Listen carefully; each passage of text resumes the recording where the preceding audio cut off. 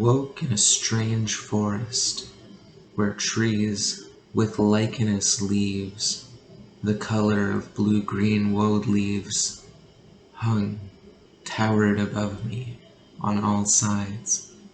Tucked amongst the leaves were pumpkin-sized glowing lights hanging from the trees.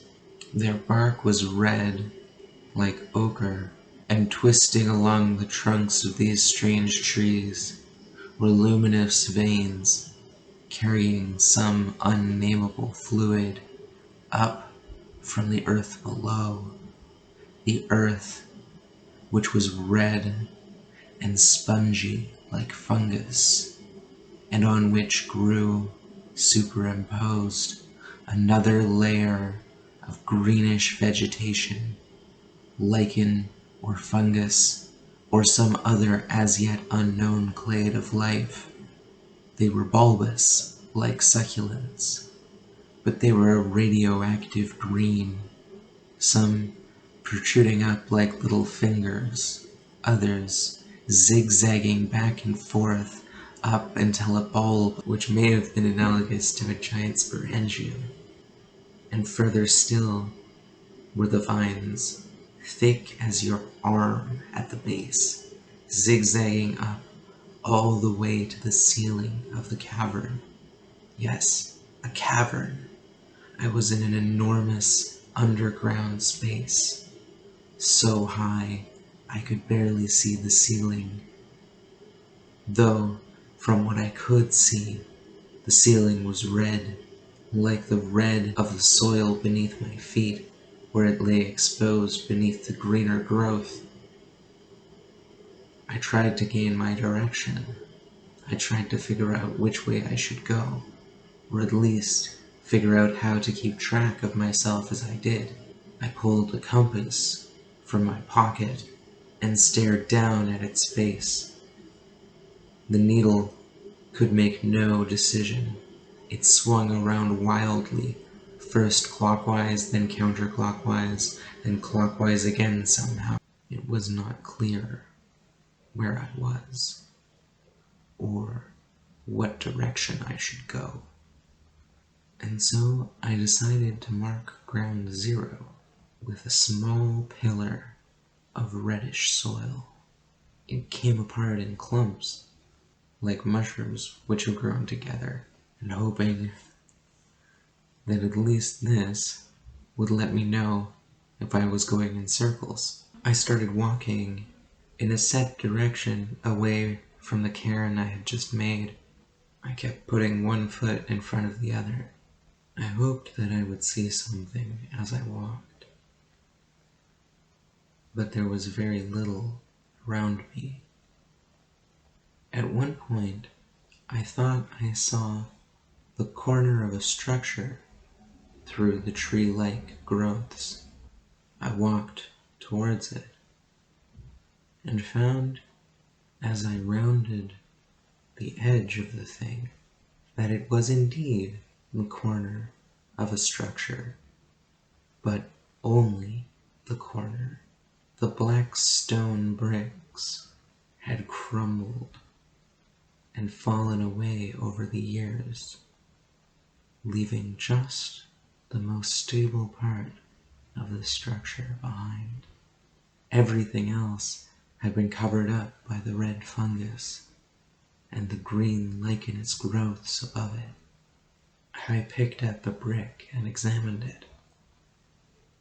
On one of its faces I saw a few flecks of gold bedded in the surface. I carefully removed them, and God, I wish that I had not, for I heard a scream. Halfway between the scream of a man and the squeal of a pig, something came from behind me, running at full speed. I dropped the brick, I dropped my compass, and ran as fast as I could away from the sound, huffing and panting, and losing all of my breath and hope as my lungs began to burn and my heart began to pound out of my chest, the pain becoming unbearable. I kept running for as long as I possibly could, when my legs began to cramp and my muscles became so stiff they refused to respond anymore and descended into violent spasms. Then, and only then, did I stop running. I looked behind me, and I could see nothing, and I could hear nothing. It appeared that for now, I was safe. I had outrun the thing. I began to walk, a little more quietly and cautiously this time. I was beginning to get very thirsty as I walked. I searched my coat pocket and my knapsack for any source of water. I found only one glass bottle, and that was it. I took a gulp, satisfying my thirst for now, holding it in my mouth a little bit longer to savor the taste. I was hoping, beyond hope, that I could find some source of drinkable water in this strange forest. I corked the bottle and returned it to my bag as I continued walking. Now up a slight incline. It got steeper as I walked, and my mouth got drier. I continued taking small sips of my water occasionally to quench my thirst, but my mouth just kept drying out again.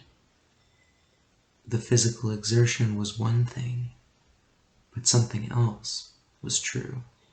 It was unbearably hot in this place, and unbearably dry.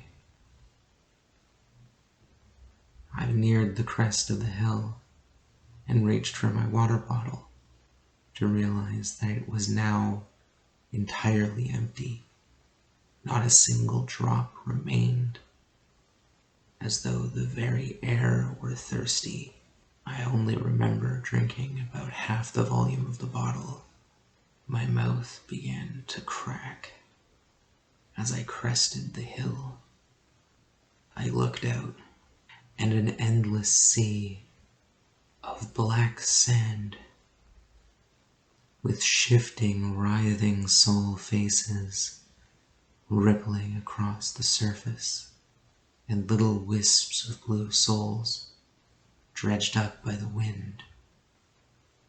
I heard something then. I heard something halfway between a cry and a scream, and I looked above me to see an enormous, ghostly, white, jellyfish-like creature floating in the sky above me. From its mouth, it released a fireball, which hurtled towards my face. I opened my mouth to scream, and the fireball hit me straight in the mouth. I awoke, and my mouth was unbearably dry. I could barely open my mouth, and my lips were chapped. I had journeyed long the night before, and I had forgot to drink water. And so I leaned up in bed, casting the heavy sheets of braided vines off to the right and to the left of me, to shuffle down to my backpack and root through it for my water bottle. I found it and was thankful that it was full. I began to drink and continued drinking until the bottle was empty. I knew that this too would have consequences. Finishing the bottle, I closed the stopper and leaned over the edge of the bed to lay it down softly on the mossy floor. I sat back up and waited for a minute, cross-legged on the bed, just staring out the window at the moon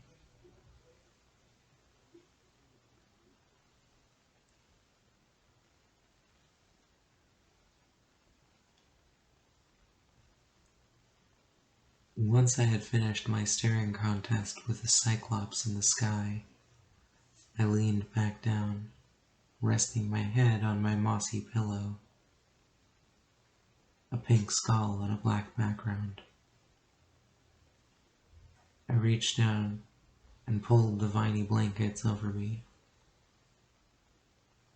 The pillows and the blankets were all warm with their own internal heat, and I was grateful that I was warm, and I was also grateful that I was not too warm. I hoped for better dreams as I slept, but none came.